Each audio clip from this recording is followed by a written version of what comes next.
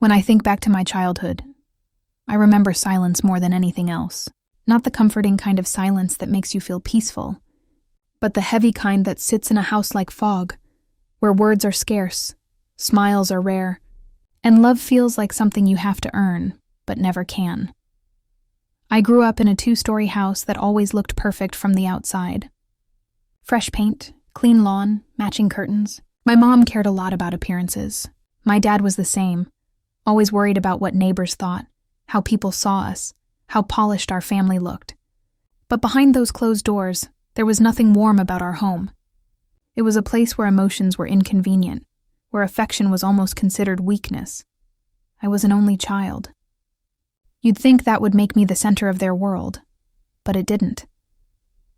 My parents were the kind of people who wanted a child to complete a picture, not to actually raise one. From as early as I can remember, I knew they didn't really want to deal with me. I was quiet, curious, and maybe too sensitive for them. I'd ask questions, try to show them drawings I made, or tell them about my day at school, but my mom would just nod distractedly, and my dad would barely look up from his phone or laptop. Dinner conversations were one-sided. My mom talked about her friends or her new dress. My dad talked about work, and I sat there, poking at my food, hoping one of them might ask how I was doing. They never did. Eventually, I stopped trying to talk. Silence became my safety. But there was one person who noticed me, my grandfather.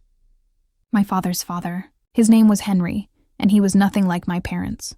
He lived a few towns away in a big old countryside house surrounded by trees, with a long gravel path that crunched under your feet when you walked. Every summer, when my parents wanted a break from parenting, they'd drop me off at his place for a few weeks. They saw it as convenience. For me, it was escape. Grandpa Henry was a man who'd seen the world. He'd worked hard his whole life, built a successful business from scratch, and retired comfortably. But what made him special wasn't his money, it was his kindness. He listened. He really listened. When I talked, he looked me in the eye. When I cried, he didn't tell me to stop. He let me be.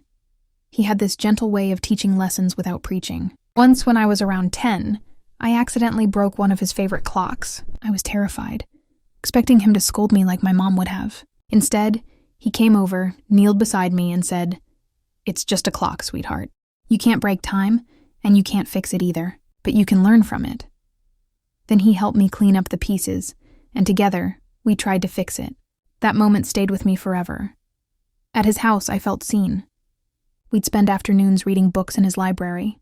He'd tell me stories about his travels, about the markets in Morocco, the mountains in Switzerland, the rainy streets of London. He said life was too big to live small, too precious to waste on people who couldn't love you properly. I didn't understand all his words back then, but I felt their meaning. He was my safe place. And I think he saw in me what my parents refused to see. A spark, a kind heart, and potential. He never said it outright, but I could feel it in the way he treated me, as if I mattered. When I turned 13, things at home got worse. My parents started fighting a lot, mostly about money. My dad had made a few bad investments, and my mom was furious because it meant fewer vacations, fewer designer bags, fewer appearances to maintain. They both became more distant. I became invisible again, except when they needed to blame someone for their stress. They'd argue for hours, voices echoing through the house, and I'd hide in my room, pressing my pillow over my ears.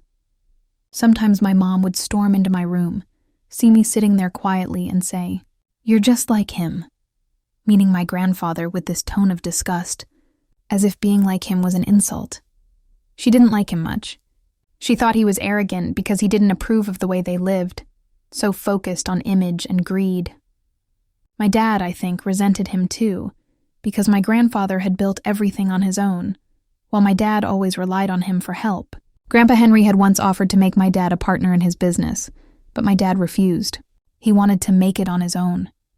Yet when he failed, he blamed everyone else. I remember one Christmas when my grandfather came over for dinner. It was the last time he visited our house. Everything was tense.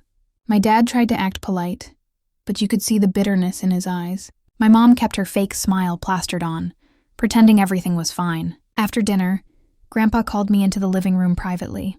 He handed me a small velvet box. Inside was a silver necklace with a simple charm, a small clock. He said, "To remind you that time will always reveal the truth." I didn't know what he meant then, but I never took it off. After that year, my parents started making excuses not to send me to his house anymore. They said I was too old for that, but I knew the real reason. They didn't want me influenced by him, so I kept in touch secretly. He'd write me letters, sometimes short ones, sometimes long ones, filled with stories, advice, and reminders that I was stronger than I thought. I'd hide them under my mattress like treasures. Then came my 17th birthday. My parents forgot, completely. They went to a party that night. I spent the evening in my room, eating leftover cake from the fridge, pretending I didn't care.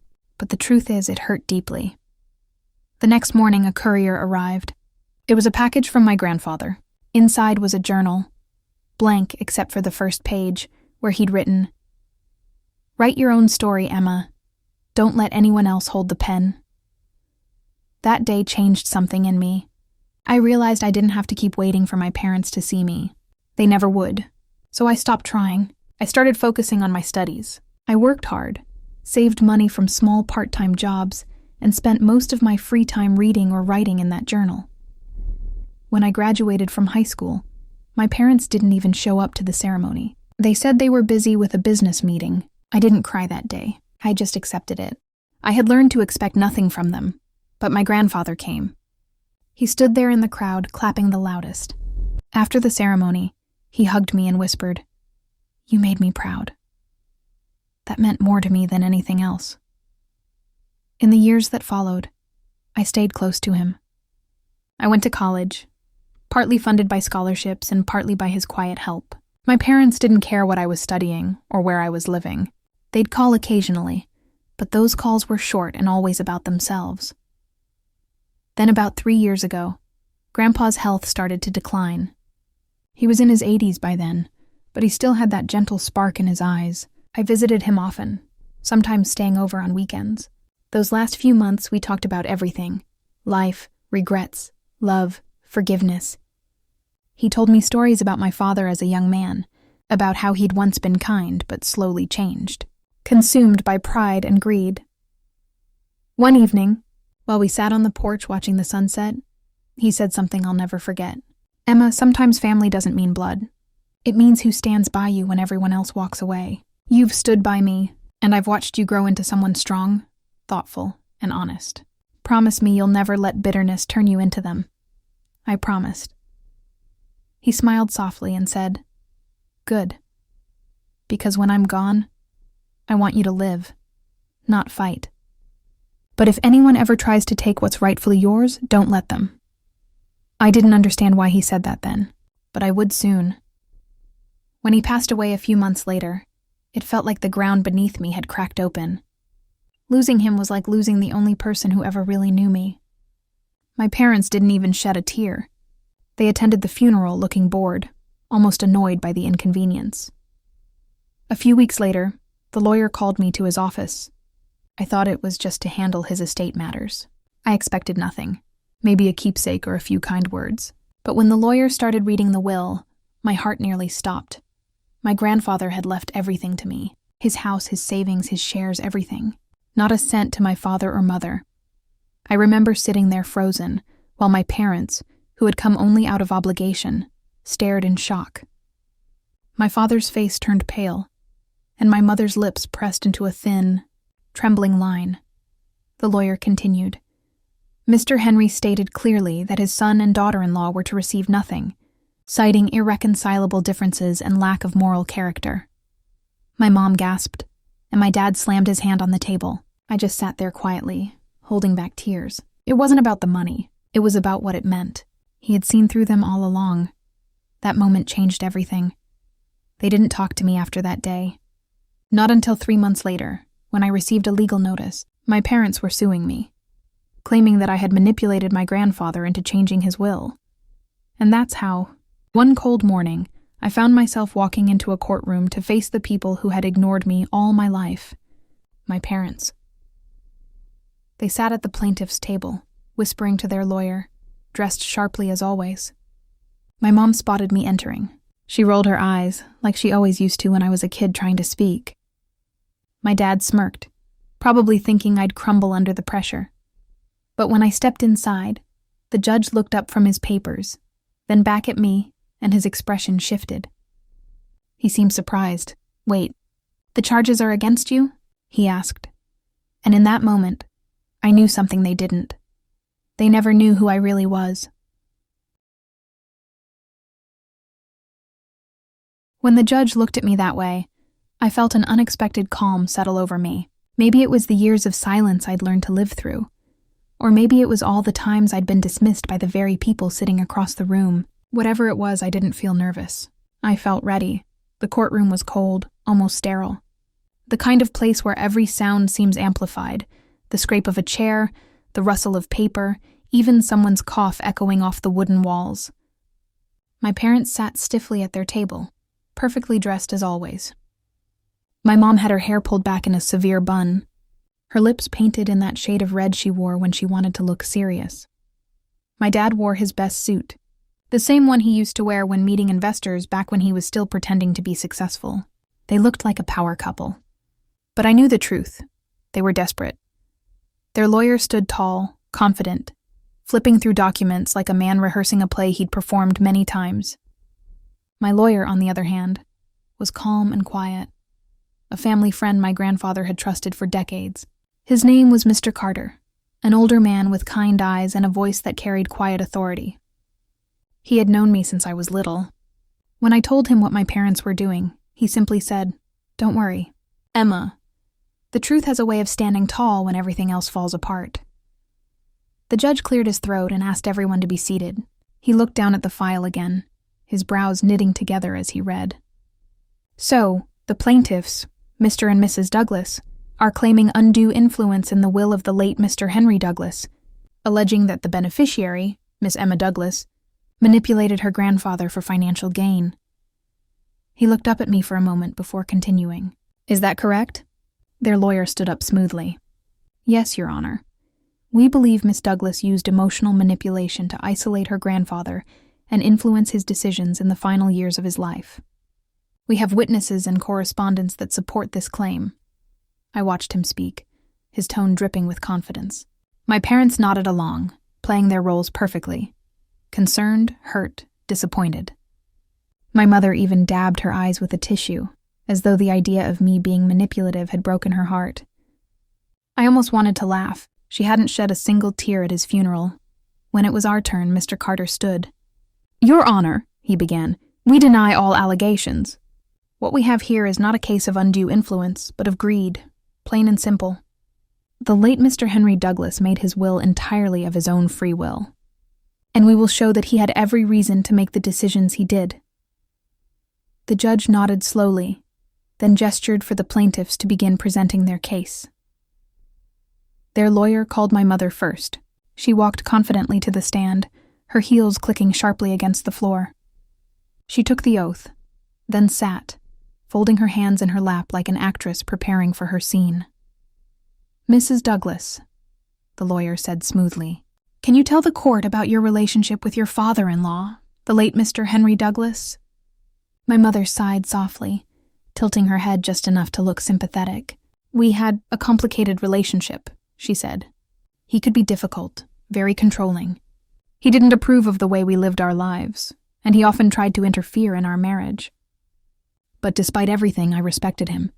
I never imagined he would do something so cruel, cutting his own son out of his will and giving everything to her." She glanced at me briefly, her voice dripping with disdain when she said her. The lawyer nodded as if deeply understanding her pain. "And what about your daughter, Emma? How was their relationship?" My mother pursed her lips. "He was obsessed with her. Ever since she was a child, he favored her. He'd buy her things, take her on trips, make her feel special. It was inappropriate, really. She used that closeness to her advantage, especially when he became ill. She knew exactly how to get what she wanted. There it was, the story they had built. The same pattern I had seen my whole life. Twist the truth, make themselves victims, and blame me for anything that didn't fit their image." When it was my lawyer's turn to cross-examine, He smiled politely. Mrs. Douglas, you mentioned that your father-in-law was controlling. Is that why you rarely visited him during the last 10 years of his life?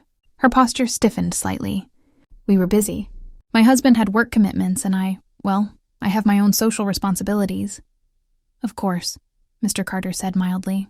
So you were too busy to visit him, but you're confident that he was manipulated by his granddaughter? She opened her mouth, but he continued gently.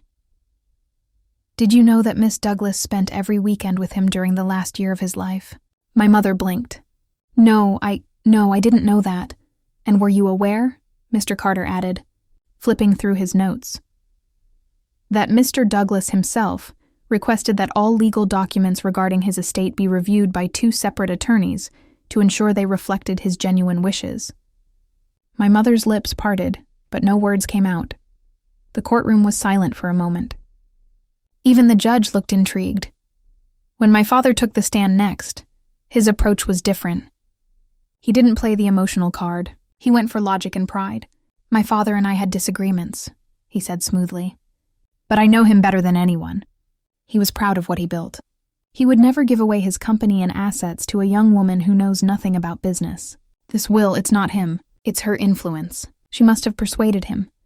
I sat quietly, watching him twist his narrative. My dad always had a way with words. He could make a lie sound like truth. But this time, I wasn't a child sitting silently at the dinner table. I was ready. After he stepped down, Mr. Carter whispered, "We'll speak when it's our turn. Don't react. Just stay calm." And that's exactly what I did. For 2 days, the court listened to testimonies, saw letters, and heard stories, most of which were exaggerated or fabricated. Their lawyer even brought in one of my father's old business partners to testify that I'd isolated my grandfather. It was all rehearsed. I recognized the pattern of my parents' lives: fake smiles, false tears, and carefully crafted appearances.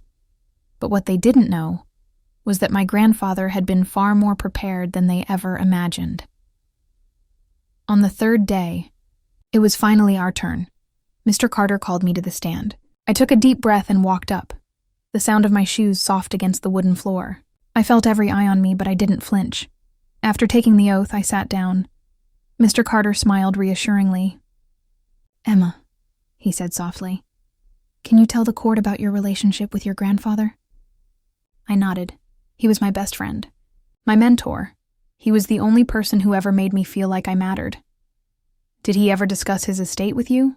"Not in detail," I said honestly. "He told me once that he wanted his legacy to go to someone who understood what he built. He said that money should serve purpose, not pride." The judge leaned forward slightly. "Purpose, not pride?" I nodded. "Yes, Your Honor. He didn't believe in wealth for the sake of wealth. He believed in impact, helping people, creating jobs, supporting communities. He'd seen how pride and greed could destroy families." A small murmur went through the courtroom. My parents shifted uncomfortably. Mr. Carter smiled faintly. "Emma, were you aware that your grandfather recorded a video statement a few months before his passing?" My parents froze. I saw my mother's hand tighten around my father's arm. The judge looked up, surprised. "A video statement?" "Yes, Your Honor," Mr. Carter said. "It was recorded voluntarily and witnessed by 2 legal representatives." He gestured to the technician near the bench. "With your permission, we'd like to play it for the court." The judge nodded. The lights dimmed slightly as the video began to play. The screen flickered, showing my grandfather sitting in his favorite chair, the warm light from his study falling across his face. His voice filled the room, steady, calm, unmistakably his. "If you're watching this," he began, "then I'm no longer here.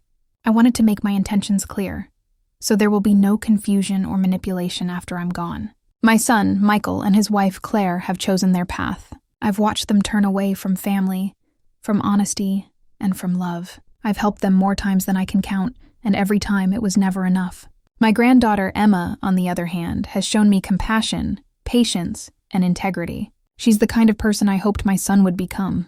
I leave my estate to her, not because she asked for it, but because she earned it through her character." The courtroom was silent. You could have heard a pin drop. My mother's face was pale. My father stared blankly at the screen. The lawyer tried to maintain composure, but his confidence was cracking. The video continued. "To my son and daughter-in-law," my grandfather said, his tone firm but not angry. "I hope this teaches you that love cannot be bought, and respect cannot be demanded. It must be earned. I wish you peace, but I cannot trust you with what I've built. To Emma, I say, live wisely. Don't let this fortune control you. Let it free you." When the video ended, the silence stretched long. I felt tears sting my eyes, but I didn't cry. I just sat there quietly, remembering his voice, his warmth, his wisdom. The judge cleared his throat softly. "Well," he said almost to himself, "that's quite clear." My parents looked utterly defeated. My mom tried to whisper something to their lawyer, but it was useless. The damage was done. Mr. Carter stood. "Your Honor, I think this speaks for itself." The judge nodded. "Indeed it does. The court will take a short recess before final saint." When the court reconvened that afternoon, the air inside felt different.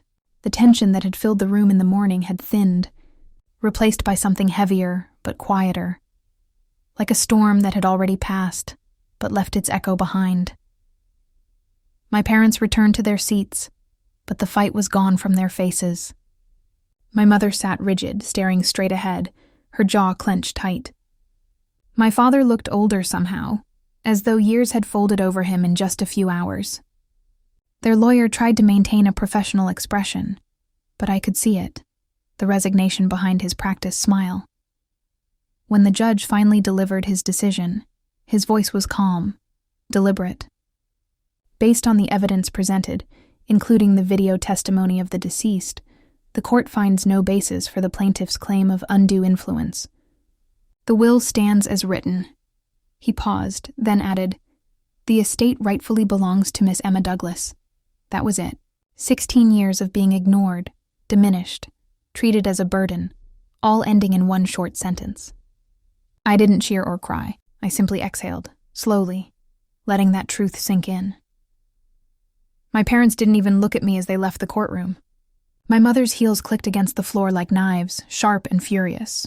My father followed close behind her, his face unreadable. The reporters outside were already waiting, cameras flashing, voices calling out questions. I didn't answer any of them. I just walked past, silent, steady, with Mr. Carter by my side.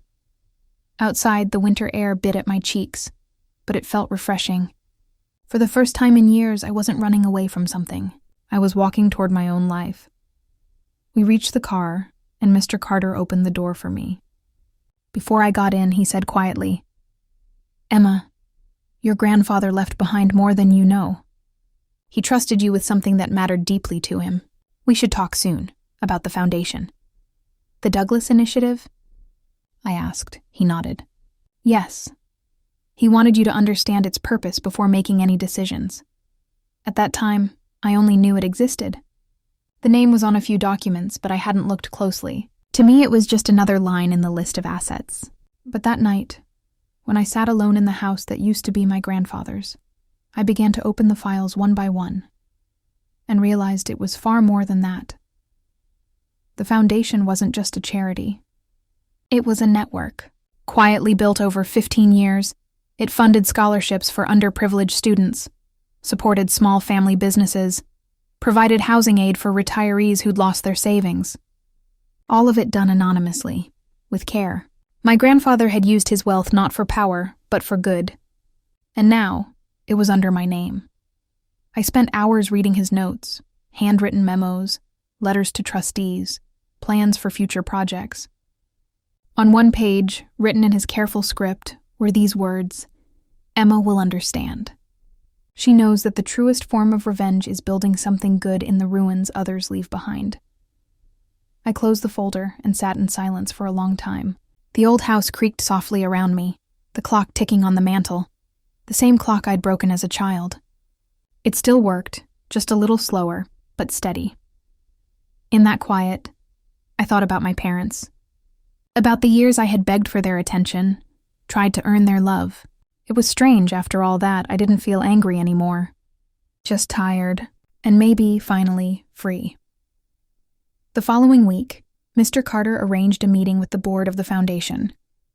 They were a small group, 3 trustees and an accountant, all of whom had worked with my grandfather for years. When I walked into the conference room, they greeted me warmly but cautiously, as if unsure whether I would continue his legacy or dismantle it. "Miss Douglas," said Mrs. Green, an older woman with silver hair and kind eyes, "your grandfather spoke very highly of you. He wanted you to lead this foundation with the same values he lived by: integrity, empathy, and patience." "I'll try," I said softly. "I just want to understand everything before I make any changes." They smiled. Over the next few hours, they walked me through reports, budgets, community partnerships. The more I listened, the more I realized how much he had already done. It humbled me, and it terrified me too. Could I live up to that? That night, I went back to his study and sat at his old desk. His scent still lingered faintly: coffee, paper, and the wooden polish he used. I opened my journal, the one he had given me on my 17th birthday, and wrote a single line.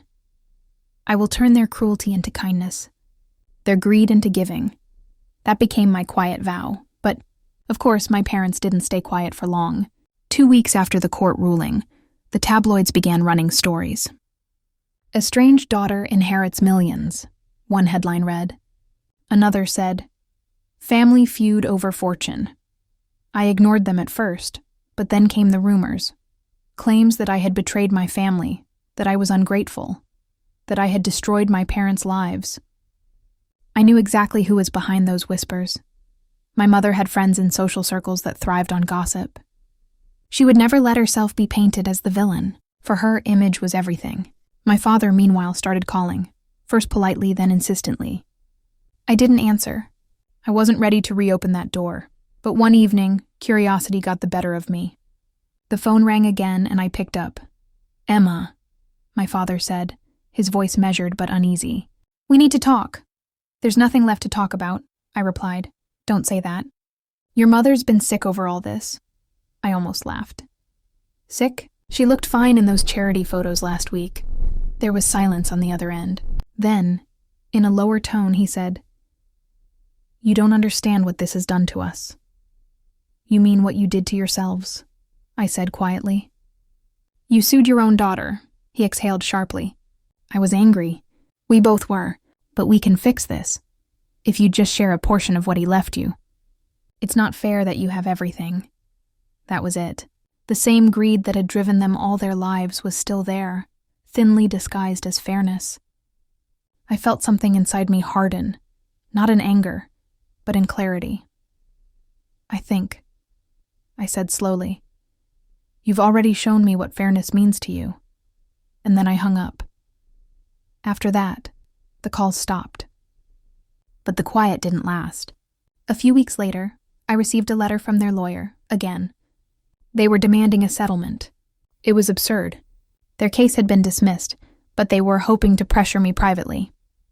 Mr. Carter advised, "Ignore them unless they act legally again. Let time expose their motives." So that's what I did. I focused on the foundation. I started visiting the organizations we supported: schools, shelters, community kitchens. I met people whose lives had been changed by small acts of generosity my grandfather had set in motion. Children who now had books to read, mothers who could afford medicine, elderly couples who could keep their homes. Every visit reminded me why he'd trusted me with this. But sometimes, at night, I'd still feel that ache, the kind of loneliness that success doesn't fill. Revenge, even the calm kind, doesn't erase the longing for love that never came. Then something unexpected happened. During one of the Foundation's review meetings, Mrs. Green mentioned that a large donation had been made anonymously years ago to support my college tuition. "Your grandfather didn't want to embarrass your parents," she said gently. "But he wanted you to know that he believed in you, even when no one else did." I felt tears gather in my eyes. "He already told me that in his own way," I whispered. He told me to write my own story. As months passed, I grew into my role. The trustees began to treat me not as a child who inherited wealth, but as a capable leader. We restructured some programs, expanded our reach, and introduced new projects focused on education and entrepreneurship. Every success felt like a quiet echo of his approval. Then one spring morning, nearly a year after the court case, I received a message from Mr. Carter. "Your parents requested a meeting," he said. They claim it's personal, not legal. At first I wanted to refuse, but part of me, perhaps the part that still hoped for closure, agreed. We met in a small cafe downtown. I arrived early and sat by the window watching the street outside. When they walked in, I barely recognized them. My mother looked older, the confidence drained from her posture. My father's hair was thinner, his face lined with worry. They sat across from me, awkward, silent. My mother spoke first. "Emma," she said quietly, "we didn't come to fight." "Then why are you here?" She looked down at her cup. "Because we've lost everything. The house, the business. Your father's investments collapsed. We have nowhere to go." I waited, unsure what she expected me to say. Finally, my father said, "We made mistakes. I made mistakes, but you're still our daughter." For a long moment, I said nothing. Part of me wanted to scream at them, to ask where this concern was when I was 10 years old, crying in my room, or when they forgot my birthday, or when they dragged me into court. But another part of me, the part my grandfather nurtured, just felt pity. I leaned forward and said softly, "You're right. I am your daughter, and because of that, I won't let you be homeless. But don't mistake this for forgiveness. I'll help you find a small apartment. Something modest. No luxury, no servants, just enough to live." My mother's eyes widened, surprise flickering through them. My father nodded slowly, pride warring with relief. "That's more than we deserve," he said quietly. "Maybe," I replied. "But this isn't about what anyone deserves. It's about ending the cycle. That was the real revenge, calm, steady, undeniable. Not through cruelty or punishment, but through mercy they couldn't understand." Over the next few weeks, I arranged everything through. When I think about the days leading up to the court hearing, it feels like I was living inside two versions of myself. One was the quiet girl who used to shrink in her parents' presence, always afraid of saying the wrong thing. The other was the woman who had finally found her own voice, a voice shaped by years of silence, distance, and watching people underestimate her. The contrast was surreal. After my grandfather's funeral, things moved quickly. The lawyers handling his estate reached out to inform me that my parents had officially filed a lawsuit against me. Their claim? That my grandfather had been manipulated into leaving me his wealth. They argued that as his biological daughter, my mother had a stronger right to the inheritance. At first, I laughed. It was a dry, quiet laugh, the kind that carries disbelief more than humor. I couldn't understand how two people who hadn't cared enough to send me a birthday message in years could suddenly have the energy to drag me to court. But then it hit me. It wasn't about me. It was about the money. It always had been. The lawyer I hired, Mr. Rayner, was an older man with the patience of someone who'd seen too many families destroy themselves over greed. He looked at me across his desk, his glasses perched on the edge of his nose, and said softly, "This will get ugly, but you seem ready." I nodded, though deep down I wasn't sure I was. I spent nights reading through documents, emails, and letters from my grandfather. I wanted to know everything, every clause, every detail of his will, every note he'd written about me. I wasn't going to walk into that courtroom blind, and as I read, I realized something that made me both proud and sad. My grandfather had known this day would come. In one of his handwritten notes to his attorney, he'd said, "I don't expect my daughter and son-in-law to understand my choice, but I've watched them long enough to know that they never truly saw the girl for who she was. She was invisible to them, but not to me." Those words hit like a quiet storm. I cried that night, not out of fear, but from a deep ache I'd carried for years. Someone had finally seen me. Someone had believed I was worth more than the silence I'd been given. When the day of the first hearing came, I walked into the courtroom dressed simply. No expensive jewelry, no show of wealth, just a plain black dress, my hair tied neatly, and the quiet confidence my grandfather had once told me to wear like armor. The courtroom was colder than I expected, both in temperature and in atmosphere. My parents sat together on the other side of the room. My father's expression was stiff, his jaw tight.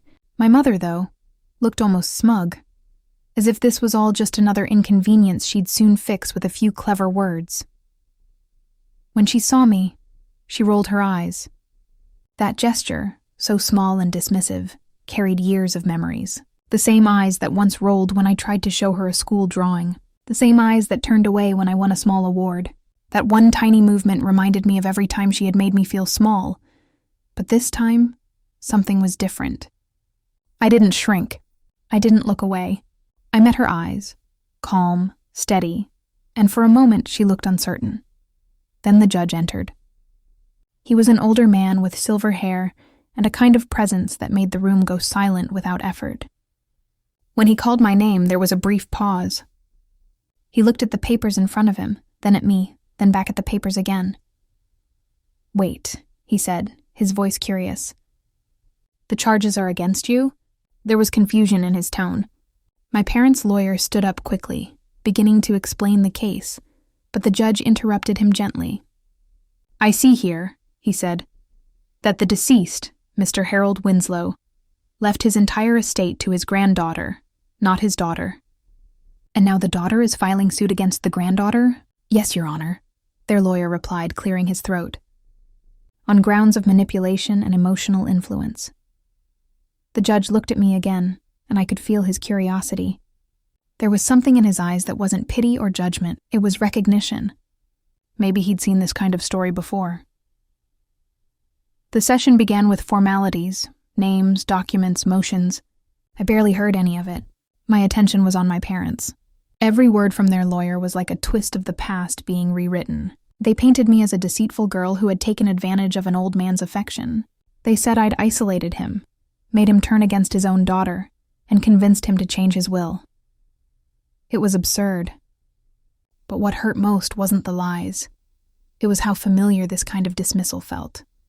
Even now, they couldn't see me as a person with her own life, her own choices, just someone in the way of what they wanted. When it was our turn, my lawyer spoke slowly and clearly. He didn't raise his voice. He didn't attack. He just laid out the truth. He showed the judge letters from my grandfather, dozens of them, in which he spoke of his own decision. He described me as his only emotional support in his later years. He even mentioned how my parents hadn't visited him for nearly a decade, except when they needed financial help. As the words echoed through the courtroom, my mother shifted uncomfortably. My father looked away.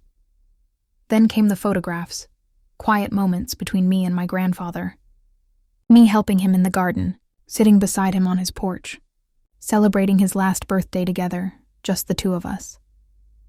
The judge leaned back, his expression softening.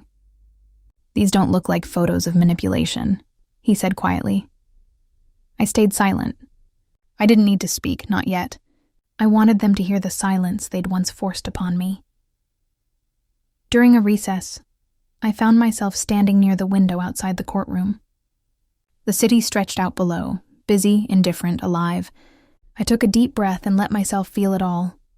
The fear, the sadness, the strange satisfaction of finally standing where I belonged. My mother walked past me then, her heels clicking sharply against the floor. She paused just long enough to whisper, "You think this makes you better than us?" Her voice carried a mix of bitterness and disbelief. I turned to her, calm and steady. "No," I said softly. "Just free." For a second she seemed stunned. Then she laughed, a bitter, hollow sound, and walked away. That night, I sat in my apartment surrounded by boxes of documents and memories. I thought about how different things could have been if love had ever been enough for them. But then I realized something powerful. Sometimes being ignored teaches you to see yourself more clearly. I had spent years trying to earn their affection. Now, I didn't need it anymore. The next hearing would decide whether the case would move to trial. The air in the courtroom was tense that morning. My parents came in flanked by their lawyer, who seemed less confident than before. I could sense their desperation, like gamblers who'd already lost but still clung to the illusion of control. When the judge finally spoke, he looked directly at my parents. "From what I see here," he said firmly, "there's no evidence of coercion or manipulation. What I see instead is a granddaughter who was present when her parents were not." My mother's mouth tightened. My father looked down. The judge turned to me. "You've handled yourself with grace, Miss Winslow," he said kindly. "I hope you know your grandfather's faith in you seems well placed." I thanked him quietly, though my voice trembled slightly. As we walked out of the courtroom, I could feel my parents' eyes on me. There was anger there, yes, but also something else. A flicker of realization, maybe even regret, buried under their pride. Outside, the wind was cool against my face. The city noise surrounded me, but inside everything felt still.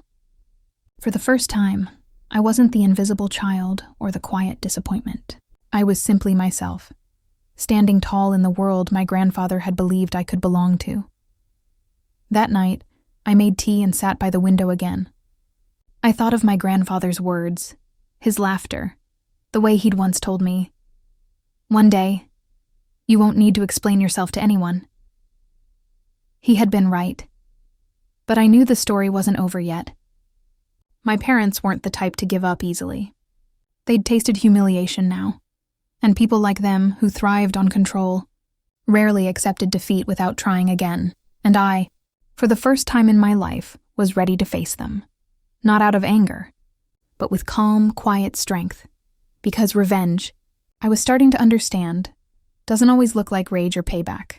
Sometimes it looks like peace, the kind they can never take from you. After that day in court, I thought the worst was over. I thought my parents would finally accept defeat and fade out of my life like ghosts that had lingered too long. But I underestimated them. Or maybe I overestimated how much dignity they had left. The truth was, they couldn't let go. Not of the money, not of their pride, not even of the illusion that they still had power over me. A few weeks passed quietly. My lawyer told me the case was effectively settled, and though my parents could appeal, the likelihood of success was low. I went back to my small apartment and tried to resume something resembling a normal life. I spent time walking through the city, visiting the same coffee shop where my grandfather and I used to sit on Sundays. The world felt bigger now, but not in a scary way, more like I finally had the space to breathe in it. Still, something inside me was restless. Winning in court hadn't healed the wound. It had only proved what I already knew, that they had never truly been my parents in the emotional sense. And yet, part of me still wanted to understand why. Why had they been so cold, so distant, so full of resentment toward their own child? One evening, as I was sorting through some of my grandfather's papers, I found an old envelope tucked inside a book he used to keep by his bedside. It was labeled with my name. The handwriting was shaky, uneven, probably written when he was ill. Inside was a short letter, written on thin cream paper, and a smaller sealed envelope beneath it. The letter read, "My dearest girl, if you're reading this, I'm gone. And I know that must hurt. But I also know you're stronger than you realize. There are things I never told you about your parents. Not because I wanted to hide the truth, but because I wanted you to find your own peace before knowing it. Your mother resented you for reasons that had little to do with you. She never forgave herself for the choices she made before you were born. And your father, well, he followed her lead in everything. It's not an excuse, but it might be a piece of understanding. In the smaller envelope, you'll find something she once asked me to destroy. I didn't. I thought you had a right to know one day. Whatever you do with it, do it with grace. You're not them. You never were. Love always, Grandpa." My hands trembled slightly as I opened the smaller envelope. Inside was a folded document, brittle, yellowed with age.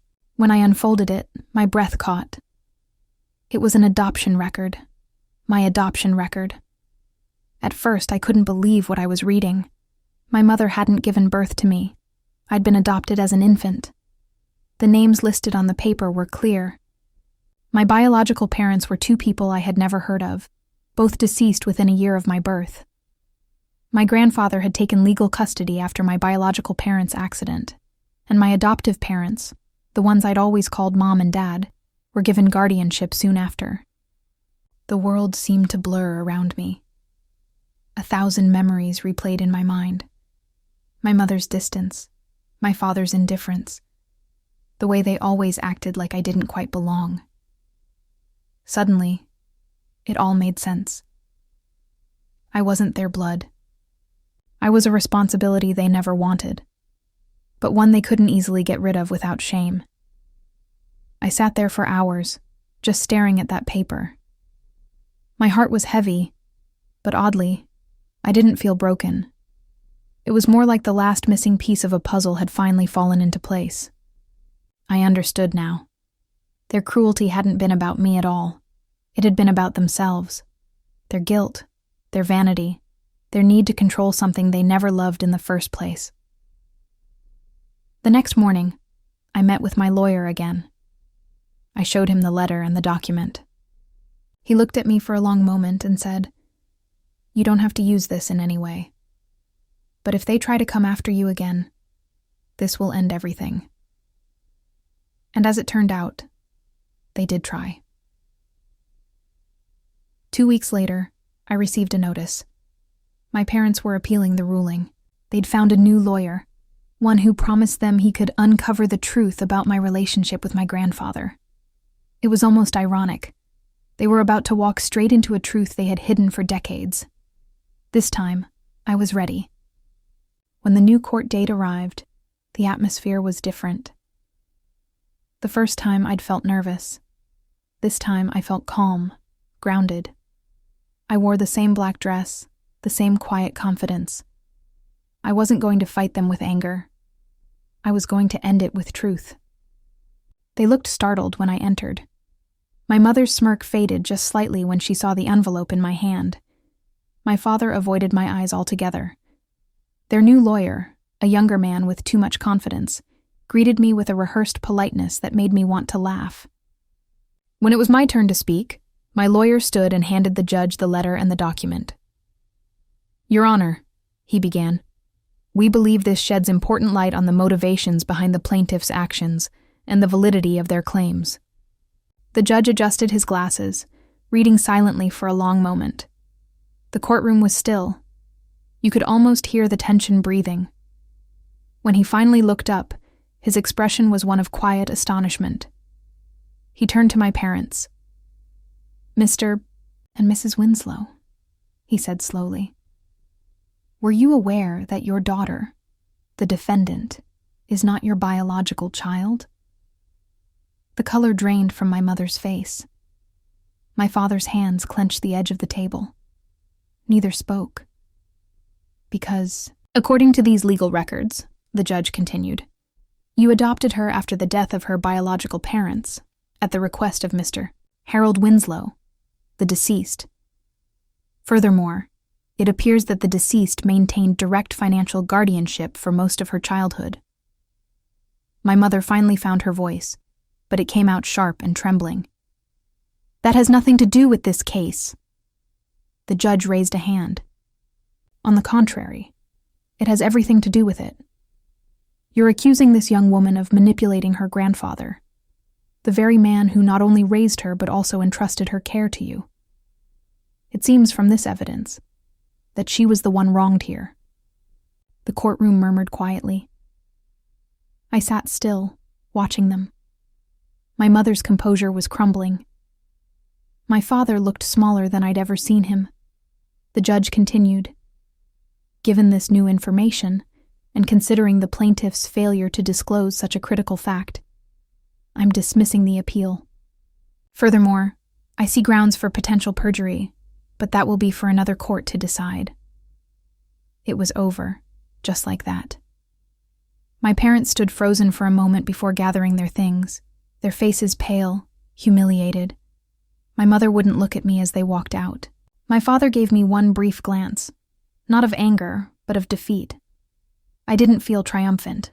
I didn't feel like I'd won. What I felt was quieter, like the sound of a door finally closing after years of wind howling through it. After the hearing, the judge called me to the bench privately. He spoke softly, like someone who understood more than he was supposed to. "You've shown remarkable restraint, Miss Winslow," he said.